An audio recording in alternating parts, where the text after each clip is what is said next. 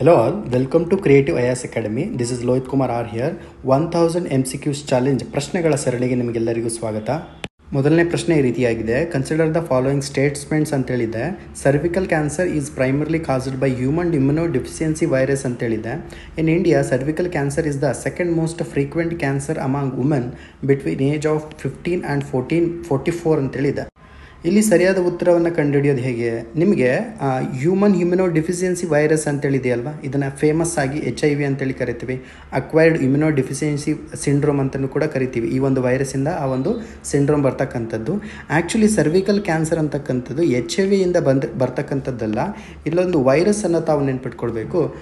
Human ಪಾಪಿಲೋಮಾ virus ಏನಿದೆಯಲ್ಲ, ಈ human ಪಾಪಿಲೋಮಾ ವೈರಸ್ಸಿಂದ ನಮಗೆ ಸರ್ವಿಕಲ್ ಕ್ಯಾನ್ಸರ್ ಅನ್ನುವಂಥ ರೋಗ ಬರ್ತಕ್ಕಂಥದ್ದು. So with that information option statement 1 is strike of. ಅದೇ ರೀತಿಯಾಗಿ ಆಪ್ಷನ್ 1 ಕೂಡ ಸ್ಟ್ರೈಕ್ ಆಫ್ ಆಗ್ತಾ ಹೋಗುತ್ತೆ. ಆಪ್ಷನ್ C ಕೂಡ ಸ್ಟ್ರೈಕ್ ಆಫ್ ಆಗ್ತಾ ಹೋಗುತ್ತೆ. ಇಲ್ಲಿ ಸರಿಯಾಗಿರ್ತಕ್ಕಂಥ ಉತ್ತರವನ್ನು ನೋಡಿದಾಗ option B is the right answer. In India cervical cancer is the second most frequent cancer among women between ages of 15 and 14 ಅಂತ ಹೇಳಿದೆ. ಈ ಒಂದು ಸ್ಟೇಟ್ಮೆಂಟ್ ಸರಿಯಾಗಿದೆ. ಇದಕ್ಕೆ ಅಡಿಷನಲ್ ಆಗಿ ಇನ್ನೊಂದು ಮಾಹಿತಿಯನ್ನು ಹೇಳ್ತೀನಿ, ನೆನ್ಪಿಟ್ಕೊಳ್ಳಿ. As per the world health organization report, India accounts 1/5 of the total cervical cancer patient ಅಂತೇಳಿ ಮಾಹಿತಿಯನ್ನು ಕೊಟ್ಟಿರ್ತಕ್ಕಂಥದ್ದು. ನೋಡಿ, ಈ ಪ್ರಶ್ನೆಯನ್ನು ನಾವು ಗಮನಿಸಿದಂತಹ ಸಂದರ್ಭದಲ್ಲಿ ಗರ್ಭಕಂಠದ ಕ್ಯಾನ್ಸರ್ ಅಂತೇಳಿದೆ, ಅಕ್ವೈರ್ಡ್ ಹ್ಯೂಮನೋ ಡಿಫಿಷಿಯನ್ಸಿ ವೈರಸ್ ಅಂತಿದೆ. ನೋಡಿ, ಡಿಫಿಷಿಯನ್ಸಿ ವೈರಸ್ ಅಂದ ತಕ್ಷಣ ಸಮ್ವೇರ್ ರಿಲೇಟೆಡ್ ಟು ನಮ್ಮ ಎಫಿಷಿಯನ್ಸಿಗೆ ಸಂಬಂಧಪಟ್ಟಿರ್ತಕ್ಕಂಥದ್ದು ಅಥವಾ ಹ್ಯೂಮನಿಸಮ್ಗೆ ಸಂಬಂಧಪಟ್ಟಿರ್ತಕ್ಕಂಥದ್ದು ಅಂತ ಈಸಿಯಾಗಿ ಐಡೆಂಟಿಫೈ ಮಾಡ್ಬೋದು. ಸೊ ಆದುದರಿಂದ ಈ ಗರ್ಭಕಂಠಕ್ಕೂ ಮತ್ತು ಹ್ಯೂಮನಿಸಮ್ಗೂ ಏನು ಸಂಬಂಧ ಇರುತ್ತೆ? ಇದರಿಂದಾಗಿ ನಾವು ಆಪ್ಷನ್ ಈಸಿಯಾಗಿ ನಾವು ತೆಗೆದಿಡ್ಬೋದು. ಸ್ಟೇಟ್ಮೆಂಟ್ 1 ಈಸಿಯಾಗಿ ತೆಗೆದಿಡ್ಬೋದು. ಈ ರೀತಿಯಾಗಿರ್ತಕ್ಕಂಥ ಜನರಲ್ ಅಬ್ಸರ್ವೇಷನ್ ನಾವು ಎಕ್ಸಾಮಲ್ಲೇ ಮಾಡಬೇಕಾಗುತ್ತೆ. ಅವರು ಡೈರೆಕ್ಟ್ ಆಪ್ಷನ್ಸನ್ನು ಕೊಟ್ಟಿದ್ರು ಕೂಡ, ಯಾವುದೇ ವೇಗ್ ಆಪ್ಷನ್ಸನ್ನು ಕೊಟ್ಟಿದ್ರು ಕೂಡ, ನಮಗೆ ಇರ್ತಕ್ಕಂತಹ ಒಂದು ಜನರಲ್ ನಾಲೆಡ್ಜ್ನ ಮುಖಾಂತರವಾಗಿ ಕೆಲವೊಂದು ಸಾರಿ ಸ್ಟೇಟ್ಮೆಂಟ್ಸ್ಗಳನ್ನು ನಾವು ತೆಗೆದುಹಾಕ್ಬೋದು. ಸೊ ನಾವು ಎಲ್ಲ ಸ್ಟೇಟ್ಮೆಂಟ್ಸ್ಗಳನ್ನು ತೆಗೆದುಹಾಕ್ಬೋದು ಅಂತ ಹೇಳಲಿಕ್ಕಾಗಲ್ಲ. ಸಮ್ ಕೈಂಡ್ ಆಫ್ ಸ್ಟೇಟ್ಮೆಂಟ್ಸ್ಗಳನ್ನು ನಾವು ತೆಗೆದುಹಾಕ್ಬೋದಾಗುತ್ತೆ. ಗರ್ಭಕಂಠದ ಕ್ಯಾನ್ಸರ್ ಅಂದ ತಕ್ಷಣ ನಾರ್ಮಲ್ ಆಗಿ ಹೆಣ್ಣು ಮಕ್ಕಳ ಸರ್ವಿಕ್ಸ್ ಭಾಗದಲ್ಲಿ ಕಂಡುಬರ್ತಕ್ಕಂಥ ಕ್ಯಾನ್ಸರ್ ಇದು. ಸೊ ಇದು ಅವರೇಜ್ ಆಗಿರ್ತಕ್ಕಂಥ ಏಜ್ ಇದು. ಆ್ಯಕ್ಚುಲಿ 15 ಇಂದ 44 ಇಸ್ ಅವರೇಜ್ ಏಜ್. ಓಕೆನಾ? ಈ ಒಂದು ಜನರಲ್ ನಾಲೆಡ್ಜನ್ನು ಬಳಸ್ಕೊಂಡು ನಾವು ಎರಡನೇ ಸ್ಟೇಟ್ಮೆಂಟು ಸರಿ ಅಂತೇಳಿ ನಾವು ಕನ್ಸಿಡರ್ ಮಾಡ್ಬೋದಾಗುತ್ತೆ. ಈ ರೀತಿಯಾಗಿ ಹಿಂಟನ್ನು ನಾವು ಹುಡುಕಬೇಕಾಗುತ್ತೆ. ಎಲ್ಲ ಪ್ರಶ್ನೆಗಳಿಗೂ ಎಲ್ಲದನ್ನೂ ಕೂಡ ನಾವು ಓದಲಿಕ್ಕಾಗಲ್ಲ. ಸೊ ಕೆಲವೊಂದು ಮಿನಿಮಮ್ ಕಾಮನ್ ಸೆನ್ಸಿಂದ ನಾವು ಆಪ್ಷನ್ಸ್ಗಳನ್ನು ಸ್ಟೇಟ್ಮೆಂಟ್ಸ್ಗಳನ್ನು ತೆಗೆದುಹಾಕ್ಬೋದಾಗುತ್ತೆ. ಅದರಿಂದ ನಾವು ಸರಿಯಾಗಿರ್ತಕ್ಕಂಥ ಆಯ್ಕೆಯನ್ನು ಫೈಂಡ್ ಔಟ್ ಮಾಡ್ಬೋದು. ಇಲ್ಲೊಂದು ಸೈನ್ಸ್ ಆ್ಯಂಡ್ ಟೆಕ್ನಾಲಜಿಗೆ ಸಂಬಂಧಪಟ್ಟಿರ್ತಕ್ಕಂತಹ ಒಂದು ಕನ್ವೆನ್ಷನ್, ಒಂದು ಸಮ್ಮಿಟ್ ಬಗ್ಗೆ ಪ್ರಶ್ನೆಯನ್ನು ಕೇಳಲಾಗಿದೆ. World's first artificial intelligence safety summit ಈ ಕೆಳಗಿನ ಯಾವ ಪ್ರದೇಶದಲ್ಲಿ ನಡೀತು, ಯಾವ ರಾಷ್ಟ್ರದಲ್ಲಿ ನಡೀತು ಅಂತ ಪ್ರಶ್ನೆಯನ್ನು ಕೇಳಿದಾಗ ಇಂಗ್ಲೆಂಡ್, ಯುನೈಟೆಡ್ ಕಿಂಗ್ಡಮ್ ಅಂತೇಳಿ ಕರಿತೇವೆ. ಸ್ಪೆಸಿಫಿಕ್ ಆಗಿ ಬಂಕಿಂಗ್ಹ್ಯಾಮ್ ಎನ್ನುವಂಥ ಪ್ರದೇಶದಲ್ಲಿ ನಡೆದಿದೆ.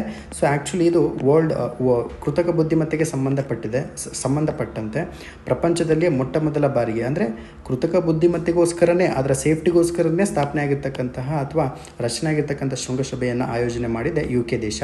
ಈ ದೇಶದಲ್ಲಿ ಈ ಒಂದು ಶೃಂಗಸಭೆಯಲ್ಲಿ USA ಆಗಿರ್ಬೋದು, UK, ಆಸ್ಟ್ರೇಲಿಯಾ, ಕೆನಡಾ ಮತ್ತು ಇಂಡಿಯಾ ಈ ರಾಷ್ಟ್ರಗಳು ಭಾಗವಹಿಸಿದ್ದಾವೆ.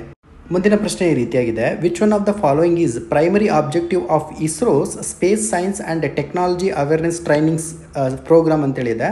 ನೋಡಿ, ಇದು ಡೈರೆಕ್ಟ್ ಕ್ವಶನ್ ಆಗಿರೋದ್ರಿಂದ ಇಸ್ರೋ ಸ್ಟಾರ್ಟ್ ಮಾಡಿರ್ತಕ್ಕಂಥ ಡೈರೆಕ್ಟ್ ಕ್ವಶನ್ಸ್ಗಳು ಸಮ್ಟೈಮ್ಸ್ ಏನು ಮಾಡ್ತಾನೆ ಅಂದರೆ, ಈ ಇಸ್ರೋ ಸ್ಟಾರ್ಟ್ ಮಾಡಿರುವಂಥ ಸ್ಟಾರ್ಟ್ ಪ್ರೋಗ್ರಾಮ್ ಆಗಿರ್ಬೋದು, ಅದೇ ರೀತಿಯಾಗಿ RBI ಸ್ಟಾರ್ಟ್ ಮಾಡಿರೋದು. ನೋಡಿ, ಇದು ಆಲ್ರೆಡಿ ಇದು ಪ್ರಶ್ನೆ ಆಗಿದೆ. ಇದು RBI ಸ್ಟಾರ್ಟ್ ಮಾಡಿರ್ತಕ್ಕಂಥ ಮನಿ ಪ್ರೋಗ್ರಾಮ್ ಆಗಿರ್ಬೋದು ಅಥವಾ ಮನಿ ಆ್ಯಪ್ ಆಗಿರ್ಬೋದು.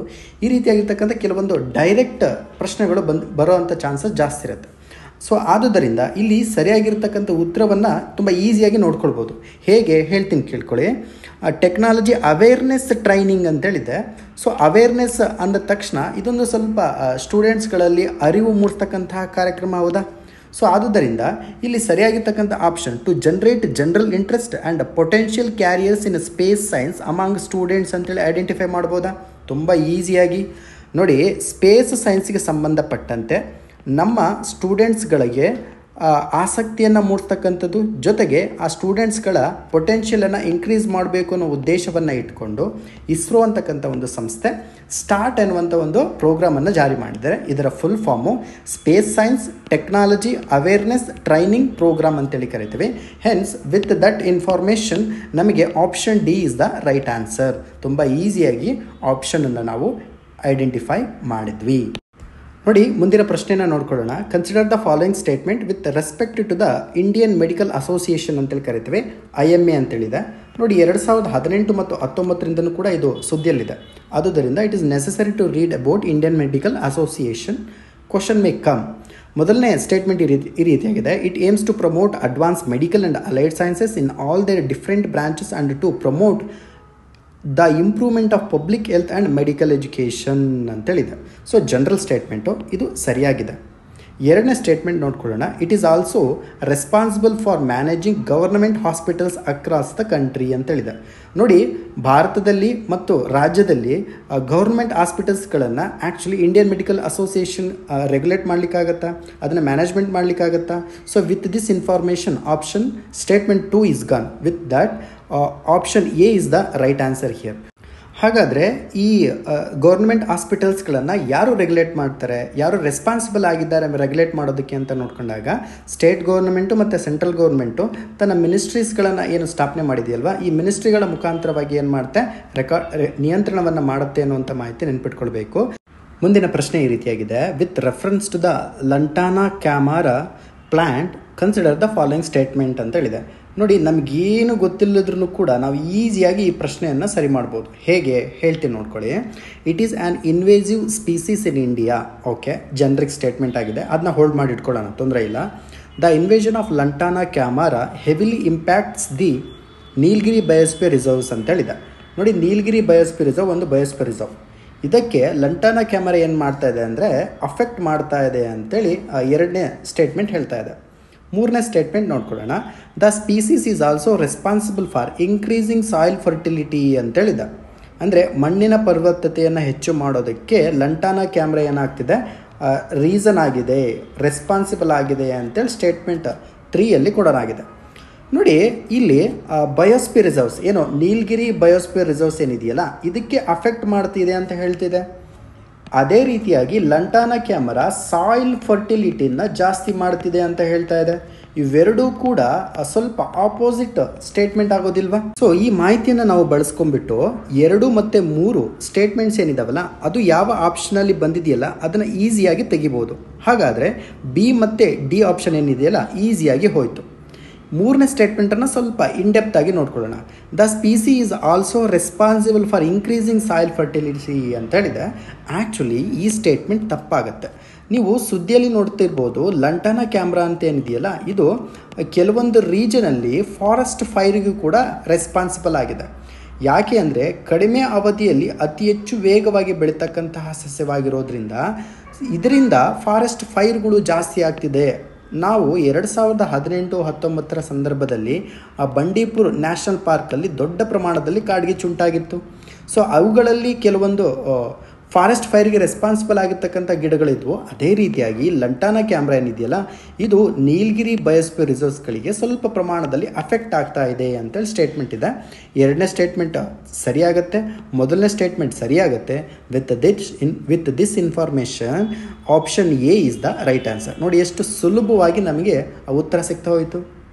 ಇಲ್ಲೊಂದು ಸ್ವಲ್ಪ ಮಾಹಿತಿಯನ್ನು ತಿಳ್ಕೊಳ್ಳಿ. ಇನ್ವೇಸಿವ್ ಏಲಿಯನ್ ಸ್ಪೀಸೀಸ್ ಅಂತೇಳಿ ಕರಿತೀವಿ. ಈಗ ಆಲ್ರೆಡಿ ನಾವು ಡಿಸ್ಕಸ್ ಮಾಡಿದ್ವಲ್ವಾ ಲಂಟಾನಾ ಕ್ಯಾಮ್ರಾ ಅಂತೇಳಿ.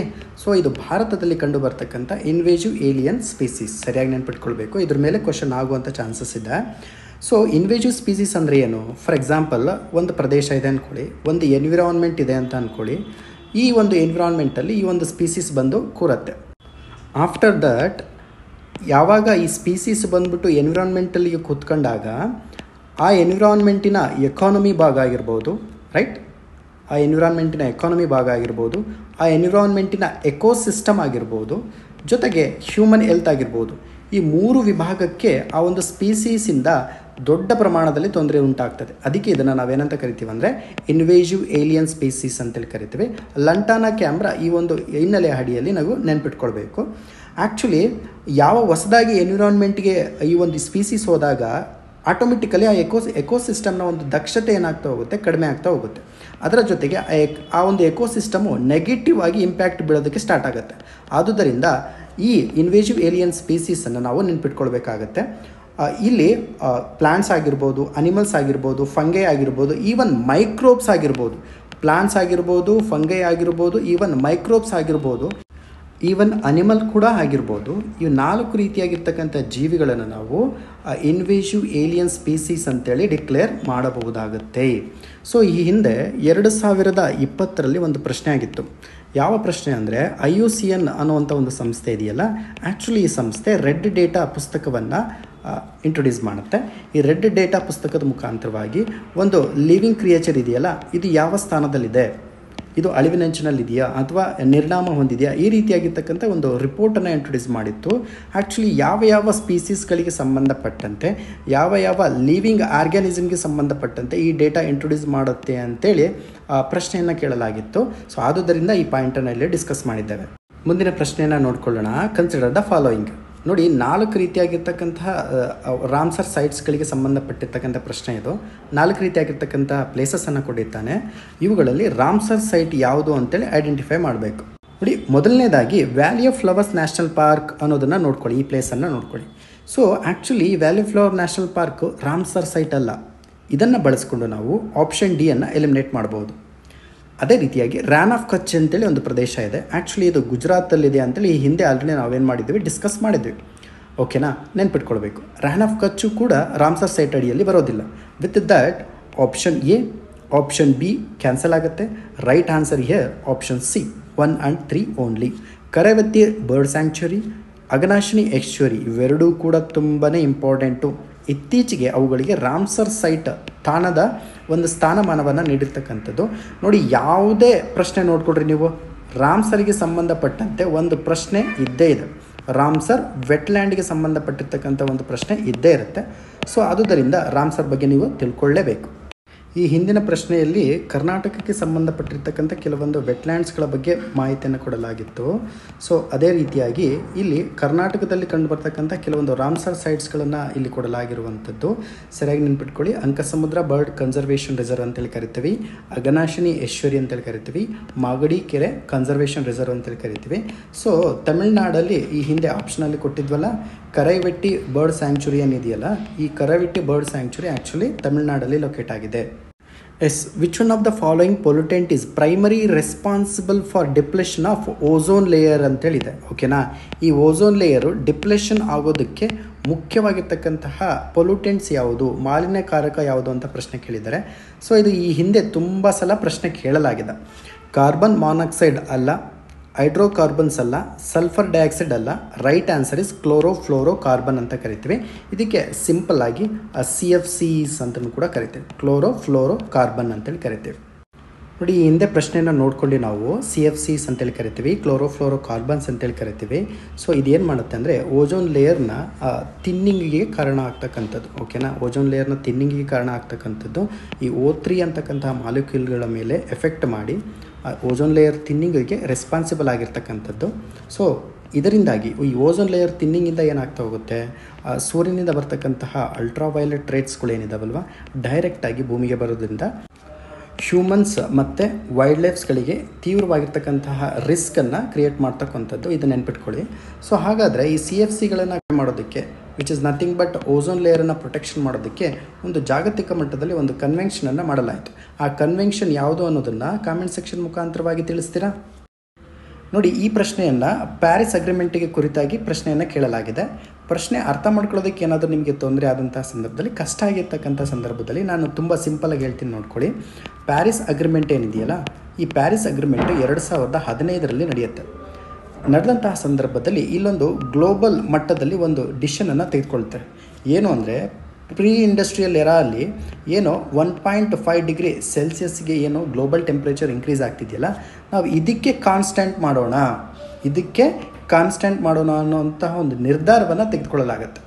ಸೊ ಈ ಮೂಲಕ ನಾವು ಕ್ಲೈಮೇಟ್ ಚೇಂಜನ್ನು ಕಂಟ್ರೋಲಲ್ಲಿರ್ಬೋದು, ಗ್ಲೋಬಲ್ ಟೆಂಪ್ರೇಚರನ್ನು ಕಡಿಮೆ ಮಾಡ್ಬೋದು. ಹೇಗೆ ಕಡಿಮೆ ಮಾಡ್ಬೋದು ಅನ್ನೋ ವಿಷಯಕ್ಕೆ ಸಂಬಂಧಪಟ್ಟಂತೆ ಈ ಕೆಳಗಿನ ಆಪ್ಷನ್ಸ್ಗಳಲ್ಲಿ ಸರಿಯಾಗಿರ್ತಕ್ಕಂಥ ನಿರ್ಣಾಯಕವಾದ ಆಪ್ಷನ್ ಯಾವುದು ಅಂತ ನೋಡ್ಕೊಳ್ಳಿ, ಯಾವುದು ಅಂತೇಳಿ ಐಡೆಂಟಿಫೈ ಮಾಡಿ ಅಂತ ಪ್ರಶ್ನೆಯನ್ನು ಕೇಳಲಾಗಿದೆ. ಸೊ ಇಲ್ಲಿ ಸರಿಯಾಗಿರ್ತಕ್ಕಂಥ ಉತ್ತರ ಯಾವುದು ಅಂತ ನೋಡ್ಕೊಂಡಾಗ ಆಪ್ಷನ್ ಬಿ ಸರಿಯಾಗುತ್ತೆ. ಕಾರಣ ಏನು ಅಂದರೆ it is the most ambitious but achievable target for mitigating climate impacts ಅಂತೇಳಿದೆ. ನೋಡಿ, ಯಾವುದೇ ಇಂಟರ್ನ್ಯಾಷನಲ್ ಲೆವೆಲಲ್ಲಿ ಸ್ಥಾಪನೆ ಆಗಿರ್ತಕ್ಕಂಥ ಕನ್ವೆನ್ಷನ್ಸ್ಗಳಾಗಿರ್ಬೋದು, ಜೊತೆಗೆ ಅಗ್ರಿಮೆಂಟ್ಸ್ಗಳ ಆಗಿರ್ಬೋದು, ಅದರ ಜೊತೆಗೆ ಪ್ರೋಟೋಕಾಲ್ಸ್ಗಳಾಗಿರ್ಬೋದು, ಒಂದು ಗ್ರೌಂಡ್ ರಿಯಾಲಿಟಿ ಏನಿರುತ್ತೆ ಅಂದರೆ ದೇ ಆರ್ ಅಚೀವಬಲ್ ಆ್ಯಕ್ಚುಲಿ. ಓಕೆನಾ, ಅವು ಸಾಧನೆ ಮಾಡೋದಕ್ಕೆ ಸಾಧ್ಯವಾಗಿರ್ತವೆ. ಆ ರೀತಿಯಾಗಿರ್ತಕ್ಕಂತಹ ಟಾರ್ಗೆಟ್ಸ್ಗಳನ್ನೇ ನಾವು ಇಡಲಾಗುತ್ತೆ. ಈ ಫಾರ್ ಎಕ್ಸಾಂಪಲ್ಲು ಕಾರ್ಬನ್ ನೆಟ್ ನ್ಯೂಟ್ರಾಲಿಟಿಯನ್ನು 2070ಕ್ಕೆ ಭಾರತ ಕೈಗೊಳ್ಳಲಿದೆ ಅನ್ನೋದನ್ನು ಟಾರ್ಗೆಟ್ ಆಗಿ ಇಟ್ಕೊಂಡಿದೆ ತಾನೆ. ಸೊ ಇದು ಪ್ರಾಕ್ಟಿಕಲ್ ಆಗಿ ಅಚೀವಬಲ್ ಆಗಿದೆ. ಅದೇ ರೀತಿಯಾಗಿ ನೀವು ಯಾವುದೇ ಒಂದು ಡಿಸ್ಕ್ರಿಪ್ಟಿವ್ ಆನ್ಸರನ್ನು ಬರೆಯುವಂಥ ಸಂದರ್ಭದಲ್ಲಿ ಪ್ರಾಕ್ಟಿಕಲ್ ಆಗಿ ಪಾಸಿಬಲ್ ಇರಬೇಕು, ಅಂತಹ ಆನ್ಸರ್ಸ್ಗಳನ್ನೇ ಬರೀಬೇಕಾಗತ್ತೆ. ಬಟ್ ಇಲ್ಲಿ ರೈಟ್ ಆನ್ಸರ್ ಯಾವುದು ಅಂತ ನೋಡ್ಕೊಂಡಾಗ option b is the right answer.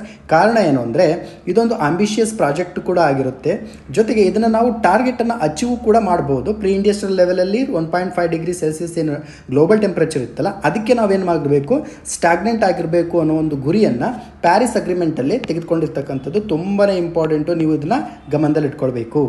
ನೋಡಿ, ಮುಂದಿನ ಪ್ರಶ್ನೆ ಆ್ಯಕ್ಚುಲಿ ಎನ್ವಿರಾನ್ಮೆಂಟ್ ಆ್ಯಂಡ್ ಎಕಾಲಜಿಗೆ ಸಂಬಂಧಪಟ್ಟಿರ್ತಕ್ಕಂಥದ್ದು. ನೋಡಿ, ತುಂಬಾ ಇಂಪಾರ್ಟೆಂಟ್ ಆಗಿದೆ. ಕ್ಲೌಡ್ ಲೀಪಾರ್ಡಿಗೆ ಸಂಬಂಧಪಟ್ಟಿರ್ತಕ್ಕಂಥ ಸ್ಟೇಟ್ಮೆಂಟ್ಸ್ಗಳನ್ನು ನೋಡ್ಕೊಳ್ಳಿ ಅಂತ ಹೇಳಿದ್ದಾರೆ. ಇಲ್ಲಿ ಮೇಘಚಿರತೆ ಅಂತೇಳಿದೆ, ಇದನ್ನು ಸ್ವಲ್ಪ ಸರಿ ಮಾಡ್ಕೊಳ್ಳಿ. ಇದು ಮೇಘಚಿರತೆ ಅಲ್ಲ, ಹಿಮಚಿರತೆ ಅಂತೇಳಿ ಕರಿತೇವೆ, ನೆನ್ಪಿಟ್ಕೊಳ್ಬೇಕು ಇದನ್ನು. ಮೊದಲನೇ ಸ್ಟೇಟ್ಮೆಂಟನ್ನು ನೋಡ್ಕೊಳ್ಳೋಣ. It is the state animal of Meghalaya ಅಂತ ಇದೆ. It is classified as vulnerable under IUCN red list ಅಂತ ಹೇಳಿದೆ. ನೋಡಿ, ಎನ್ವಿರಾನ್ಮೆಂಟ್ ಎಕಾಲಜಿಯಲ್ಲಿ IUCN ತುಂಬ ಇಂಪಾರ್ಟೆಂಟು, ಈಗ ಆಲ್ರೆಡಿ ನಾವು ಡಿಸ್ಕಸ್ ಮಾಡಿದ್ದೇವೆ. They inhabit alpine and sub alpine zones of mountain regions of central and south Asia ಅಂತ ಹೇಳಿದೆ. ನೋಡಿ, ಇಲ್ಲಿ ಕೊಟ್ಟಿರ್ತಕ್ಕಂತಹ ಸ್ಟೇಟ್ಮೆಂಟ್ಸ್ಗಳನ್ನು ತುಂಬ ಈಸಿಯಾಗಿ ಎಲಿಮಿನೇಷನನ್ನು ಮಾಡ್ಬೋದು. ಹೇಗೆ ಅಂತ ಹೇಳ್ತೀನಿ, ಕೇಳಿಸ್ಕೊಳ್ಳಿ. ಹಿಮಚಿರತೆ ಅಂದ ತಕ್ಷಣ which was related to snow, right? Snow leopard ಅಲ್ವಾ? ಓಕೆ, ಸ್ನೋ ಅಂದ ತಕ್ಷಣ ಏನು ನೆನ್ಪಿಡ್ಬೇಕು ನೀವು? ಹಿಮ ಅಂತೇಳಿ ನೆನ್ಪಿಟ್ಕೊಳ್ಬೇಕು. ಸೊ ಹಿಮ ಅಂದ ತಕ್ಷಣ ಇಲ್ಲಿ ನೋಡಿ ಒಂದು ಕೀವರ್ಡ್ ಇದೆ ನೋಡಿ, ಸೆಂಟ್ರಲ್ ಏಷ್ಯಾ ಅಂತೇಳಿದೆ. ನೋಡಿ, ಈ ಸೆಂಟ್ರಲ್ ಏಷ್ಯಾ ಭಾಗದಲ್ಲಿ ನಮಗೆ ಹಿಮ ಮತ್ತು ಮರುಭೂಮಿ ಇವೆರಡರ ನಡುವೆ ನಮಗೆ ಕಾನ್ಫ್ಲಿಕ್ಟ್ ಆಗ್ತಾ ಹೋಗುತ್ತೆ. ಓಕೆ, ಡೆಫಿನೆಟ್ಲಿ ಅದು ಸೌತ್ ಏಷ್ಯಾದಲ್ಲಿ ಕಂಡುಬರುತ್ತೆ, ಬಟ್ ಸೆಂಟ್ರಲ್ ಏಷ್ಯಾದಲ್ಲಿ ಕಂಡುಬರುತ್ತಾ? ಸ್ವಲ್ಪ ಡೌಟಲ್ಲಿದೆ. ಆದುದರಿಂದ ಈ ಮೂರನೇ ಸ್ಟೇಟ್ಮೆಂಟ್ ಏನಿದೆಯಲ್ಲ ತಪ್ಪಾಗತ್ತೆ. So with that information b option, c option, d option gone. ಇಲ್ಲಿ ಸರಿಯಾಗಿರ್ತಕ್ಕಂಥ ಉತ್ತರ ಆಪ್ಷನ್ ಎ. ನೋಡಿ, it is the state animal of Meghalaya ಅಂತ ಇದೆ, which is absolutely right. It is classified as vulnerable under IUCN red list ಅಂತ ಹೇಳಿದೆ. ಇದು ಕೂಡ ಸರಿಯಾಗುತ್ತೆ.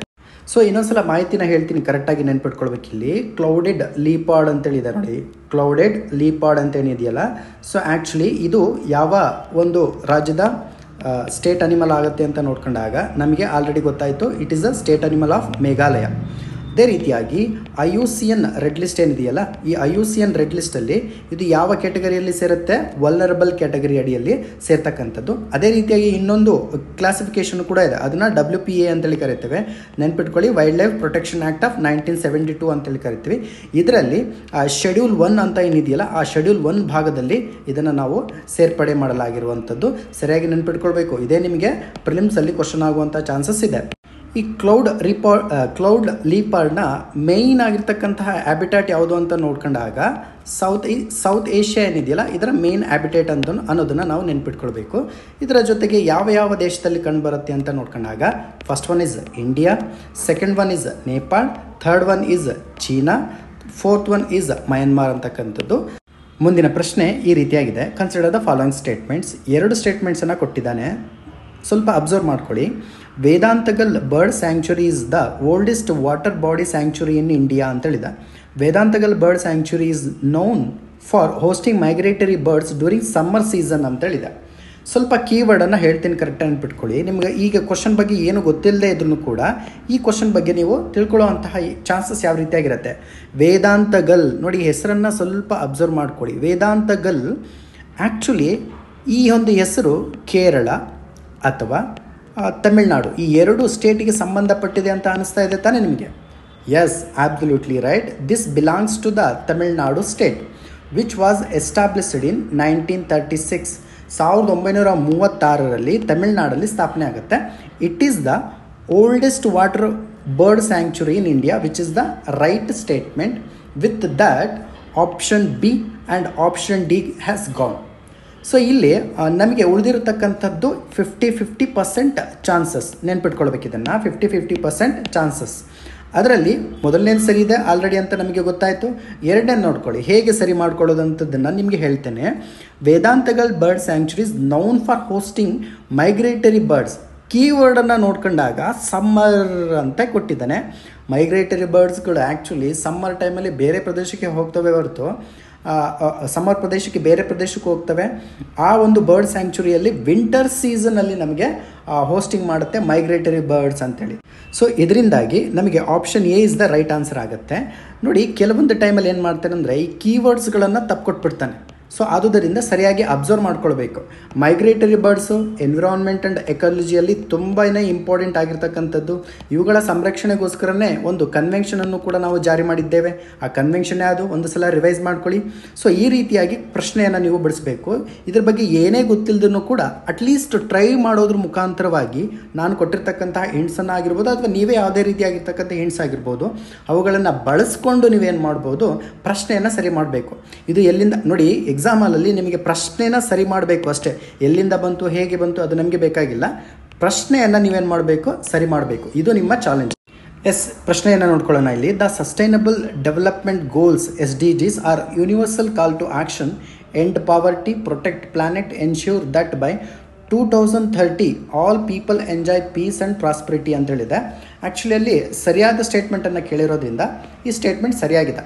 Global Connectivity Project is one of the 17 Sustainable Development Goals established by the United Nation ಅಂತ ಹೇಳಿದೆ.